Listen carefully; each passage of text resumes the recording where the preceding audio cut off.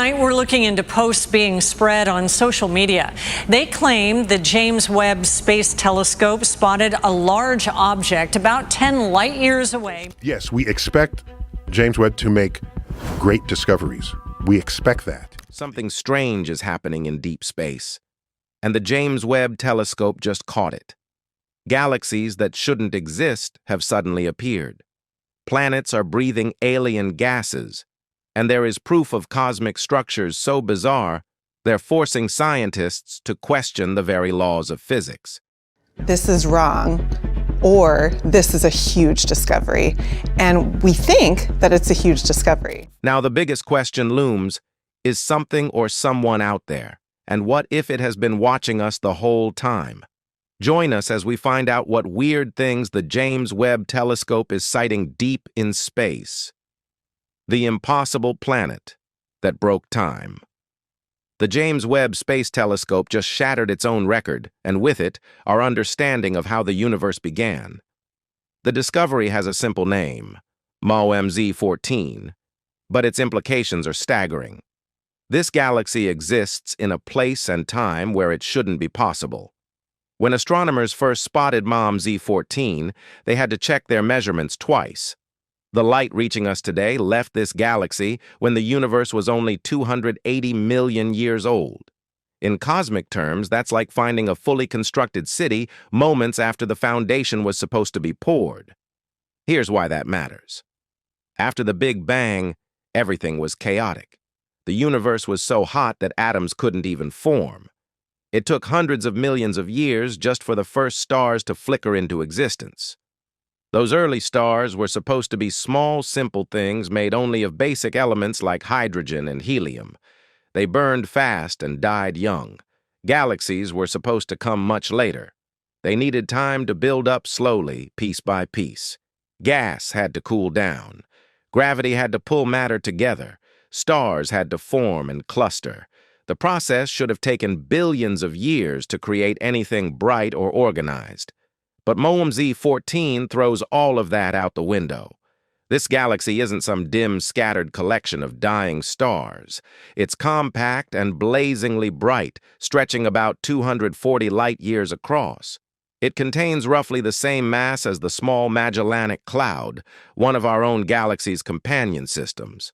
But while the Small Magellanic Cloud is ancient by our standards, MOMZ-14 was already shining when the universe itself was practically a newborn. Scientists measure a galaxy's age using something called redshift. As the universe expands, it stretches the light from distant objects, shifting it toward longer, redder wavelengths.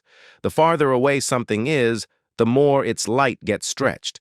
MOMZ-14 has a redshift of 14.44, higher than any galaxy ever confirmed before. What makes this discovery even more puzzling is what's happening inside the galaxy. When Webb observed MOMZ-14, it was caught in the middle of a burst of rapid star formation. The galaxy is rich in nitrogen relative to carbon, similar to the ancient globular clusters we see in our own Milky Way.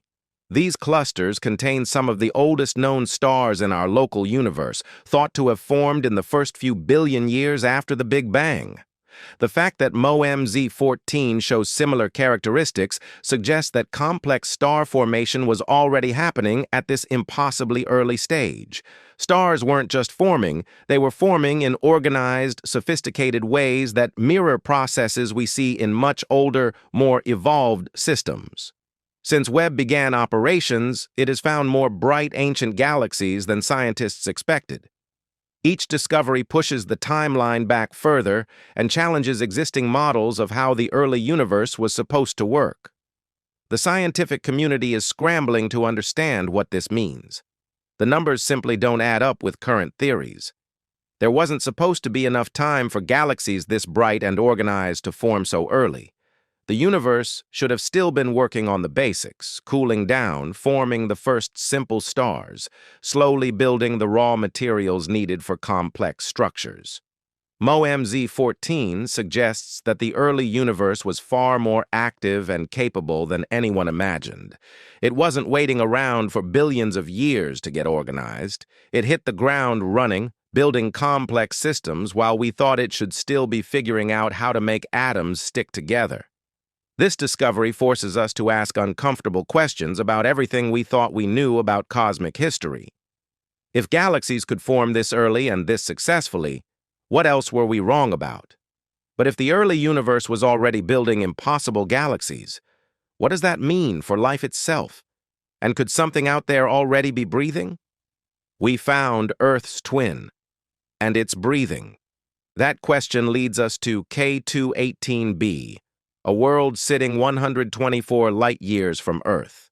For years, this planet was just another name on a long list of distant possibilities. It orbits a small, quiet red dwarf star in what scientists call the habitable zone, the region where liquid water might exist. But K218b was too big to be Earth-like, too strange to make headlines. Then Webb looked at its atmosphere and found something that changed everything. The telescope detected dimethyl sulfide in the planet's sky. If you've ever walked along the ocean and caught that sharp, salty smell in the air, you've smelled this gas before. On Earth, dimethyl sulfide comes from tiny marine organisms when they die and break down. The gas rises from the ocean into our atmosphere, but it doesn't last long. Sunlight and oxygen destroy it quickly. For it to stay in the air, something has to keep making it. Something alive. When Webb first picked up traces of this gas around K218b, scientists didn't jump to conclusions. There's always a list of things that could go wrong. Misreadings, overlapping signals, some weird chemical process nobody understands yet. The gas could have been methane, which looks similar in infrared light, so they checked again. The second time, the signal didn't just show up, it came back stronger. Not only was dimethyl sulfide still there, but its concentration was estimated to be 1,000 times higher than what we find in Earth's atmosphere. That's not a small signal. That's not a mistake. That's something pumping out gas on a massive scale. Here's what makes this discovery so unsettling. On Earth, there's no known way to get dimethyl sulfide into the air at those levels without life doing it. We've never seen a purely geological process that can explain it. Volcanoes don't make it. Lightning doesn't create it. It comes from living things. K2-18b isn't like Earth. It has a thick, hydrogen-rich atmosphere covering what appears to be a deep global ocean. If life exists there, it's probably nothing like what we know. It could be microscopic organisms floating in that alien sea, reacting chemically to their surroundings. But if the signal is that strong, we might not be talking about just a few scattered microbes. We might be talking about an entire ecosystem, a living, breathing ocean planet where billions of tiny organisms are going about their lives, releasing gases into their sky while we watch from 124 light-years away. The data still needs confirmation. Other instruments need to be checked. Other teams need to verify. Scientists need to rule out every other possible explanation before anyone can say the words out loud. But right now, we don't have a better answer. And that changes the entire conversation. We're not talking about whether life might exist somewhere in the universe anymore. We're talking about something that might be alive right now, breathing into its atmosphere while we measure its chemistry from here. The universe didn't just get busy early with galaxies and stars. It might have gotten busy with life, too. But if life might already be breathing on distant worlds, then we have to ask another question. How long has it had to evolve? A perfect mirror from the dawn of time. That question becomes even more unsettling when we look at JD's GSZ-13-0, a galaxy scientist nicknamed Julong. When Webb first captured its image, astronomers had to check their measurements twice, not because the galaxy was blurry or distant, but because it looked exactly like home. Julong is a spiral galaxy. It has the same swirling arms, the same central bulge, the same balanced structure as our own Milky Way. That should be impossible. This galaxy formed when the universe was only about 300 million years old, practically moments after the Big Bang in cosmic time. Spiral galaxies like ours weren't supposed to exist back then. Those first few billion years belonged to chaos. Young galaxies were supposed to be messy, irregular blobs, constantly colliding and merging, blowing themselves apart and slowly evolving into the mature shapes we see today. Spiral galaxies were supposed to be the result of all that violence, not something that showed up early and stayed organized. But there Julong sits, stable and structured, looking like it's been in perfect balance for eons. This isn't just surprising, it's disruptive. It tells us that galaxy evolution might not be the long, slow march from disorder to order that we thought it was. Under the right conditions, some galaxies find their equilibrium early. They skip the violent adolescence and jump straight to maturity. Julong had to form even earlier than what we're seeing now. Light takes time to travel, so we're looking at this galaxy as it was, not as it is. For it to appear this organized when the universe was 300 million years old, it had to have gone through its chaotic formation phase and settled into this spiral structure even sooner. That means stable, mature galaxies existed within the first few 100 million years of the universe. Not just any galaxies like ours. Galaxies that provide the kind of stable environment where solar systems can exist for billions of years without constant disruption. Where planets can form, settle, and remain undisturbed long enough for complex processes to unfold. The implications are staggering. If galaxies like the Milky Way were around this early, then the conditions that might allow life to emerge and evolve could have existed much earlier than we ever thought possible. While we assumed the early universe was too chaotic and unstable for anything complex, it might have already been nurturing the first living worlds. Julong isn't alone. Webb keeps finding more early spiral galaxies in places where our models say there wasn't enough time or material for that kind of structure to form. Each discovery pushes back the timeline for when stable, life-friendly environments could have existed. Our place in the universe suddenly feels less unique. Our spiral structure, our quiet corner in a balanced galaxy, might not be special at all. It might just be one of many that formed when the cosmos was still young. And if that's true, then life itself might have had billions more years than we thought to get started, to evolve, to become something we can't even conceive of yet. While we've been assuming we're among the first, we might actually be among the last. The universe has been building mirrors of home since almost the very beginning. But while we're discovering that the distant universe has been full of surprises since the beginning, what about the worlds right next door? Even our neighbors are hiding secrets. That question becomes even more intriguing when we turn Webb's powerful gaze toward Neptune, the most distant major planet in our solar system. You wouldn't expect a telescope built to peer into the earliest galaxies to spend time looking at our own neighborhood, but that's exactly what happened. And what Webb found wasn't just more detail, it was a reminder that even our closest cosmic neighbors are still keeping secrets. Neptune sits in the cold, dark edge of our solar system, rarely getting much attention. Most of what we know about this ice giant comes from just one close encounter, Voyager 2's flyby back in 1989. Since then, it's mostly been studied from a distance through blurry ground-based observations and quick glances from passing space telescopes. When Webb finally turned its mirror toward Neptune, it captured the clearest view we've ever had. And right away, something unusual stood out: the auroras. These aren't like Earth's northern lights. Neptune's auroras are different, less predictable, and far more difficult to observe. But Webb's infrared vision and ultra-sensitive instruments picked up a complex, swirling light show at the planet's poles.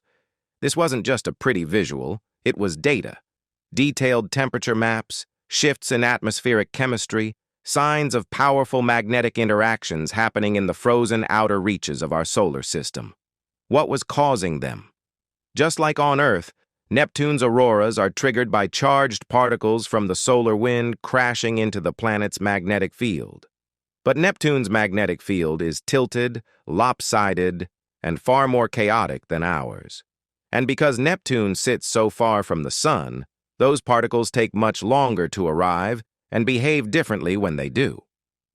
Webb's observations revealed temperature variations across Neptune's atmosphere that couldn't be fully explained by sunlight alone. In some areas, the planet was cooling down unexpectedly fast.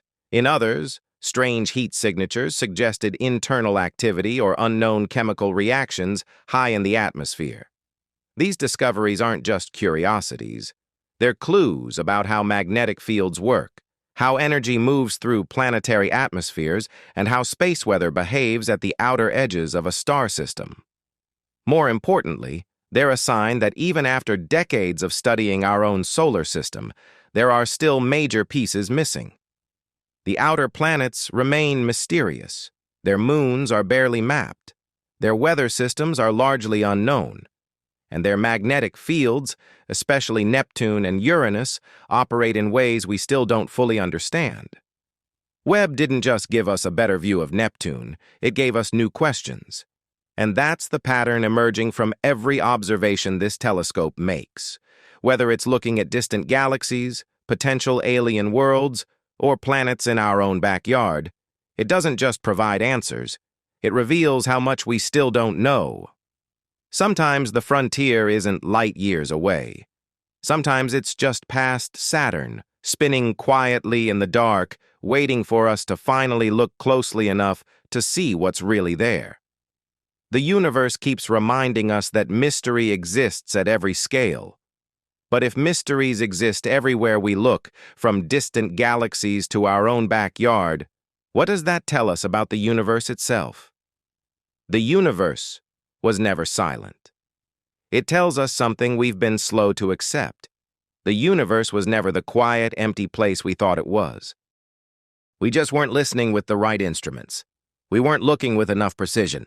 We weren't asking the right questions. Each discovery Webb makes points to the same startling truth. The cosmos has been busy since almost the very beginning. It's been forming galaxies faster than we expected, creating stable structures earlier than we thought possible, and maybe even nurturing life in places we assumed were barren. MOMZ 14 showed us that organized galaxies existed when the universe was practically still an infant. Julong revealed that spiral galaxies like ours were already spinning in perfect balance billions of years before we thought they could form. K2-18b might be breathing gases that on Earth only come from living things. Even Neptune, sitting quietly in our own solar system, has been hiding complex atmospheric phenomena we never knew existed. These aren't separate mysteries. They're pieces of the same puzzle. The universe has been far more active, far more complex, and far more capable than we ever imagined. While we assumed it took billions of years for anything interesting to happen, it was already building, already organizing, already creating the conditions where life might take hold. We've always wondered if we're alone. It's one of the oldest questions humans have asked. But maybe we were never really alone. Maybe we were just looking in the wrong places, listening for the wrong signals, expecting the wrong timeline. The silence we thought surrounded us was never really silence. It was just frequencies we couldn't detect, patterns we couldn't recognize, processes we didn't understand. Now finally we're starting to tune in. Not to everything, not clearly, but enough to know that something has been happening out there all along. Webb isn't just showing us distant worlds and ancient galaxies. It's showing us a universe that got to work immediately after the Big Bang and never stopped. A cosmos that's been forming stars, building galaxies, creating oceans, and possibly fostering life since the very earliest moments of time. This changes how we think about our place in everything. We might not be pioneers in a young, developing universe. We might be latecomers to a party that's been going on for billions of years longer than we realized. Life might have had time to evolve, to spread, to become something we can't even conceive of yet. The patterns are starting to emerge. Galaxies that shouldn't exist but do. Planets that might be alive right now. Atmospheric phenomena in our own neighborhood that we never noticed before. Each observation reveals how much we still don't know, but also how much is actually happening in the spaces we thought were empty. We're not just discovering new worlds. We're discovering that the universe has been full of motion, full of structure, and maybe full of life since almost the very beginning. The cosmos didn't wait for us to understand it before it got busy. It's been humming with activity while we assumed it was mostly quiet and still. For the first time in history, we're not just imagining what might be out there. We're measuring it, analyzing it, watching it unfold in real time. The universe is finally starting to reveal its secrets, and those secrets suggest we've never been as alone as we thought. The conversation has changed. We're not asking if life exists anymore. We're asking how long it's been out there, and what it might have become. If the universe has been this active since almost the very beginning, what else has been happening out there while we assumed we were alone? We thought we were early to the cosmic party, but what if we're actually billions of years late? Share your thoughts with us in the comments section. Remember to like, share, and subscribe for more. Also, click the next video showing on your screen. You will enjoy it.